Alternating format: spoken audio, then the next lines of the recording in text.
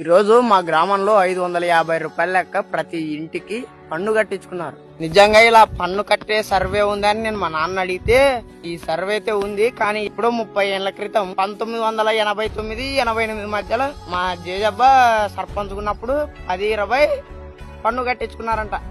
ఎన్టీఆర్ గారు సీఎం అయ్యారు, రాజశేఖర రెడ్డి గారు సీఎం అయ్యారు, చంద్రబాబు నాయుడు గారు సీఎం అయ్యారు, జగన్ గారు సీఎం అయ్యారు, మరి ఇప్పుడు చంద్రబాబు గారు సీఎం అయ్యారు.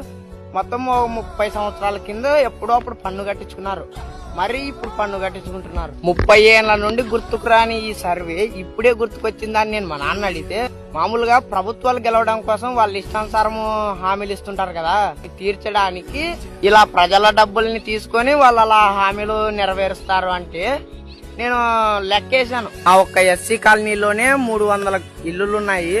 ప్రతి ఇంటికి 550 రూపాయల లెక్క 1,65,000 రూపాయలు అవుతాయి.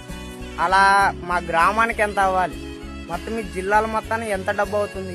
ఇలా చూసుకుంటే కొన్ని వేల కోట్లే అవుతుంది. ప్రజలకు మంచి చేస్తామని సీఎం అవుతారు, ప్రజలకి మంచి చేయడం కోసమా ఇది ప్రజల్ని మొడ్డగుడిపీయడానికే?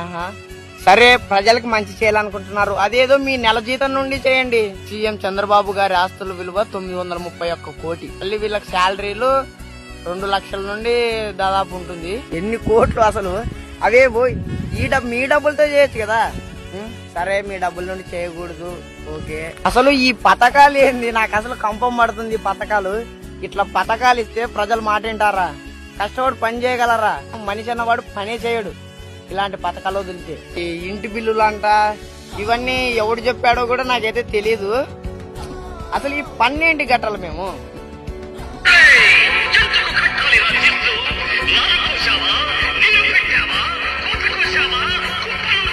పన్ను ఉండాలబ్బా, మహా 100-200 వేసుకో.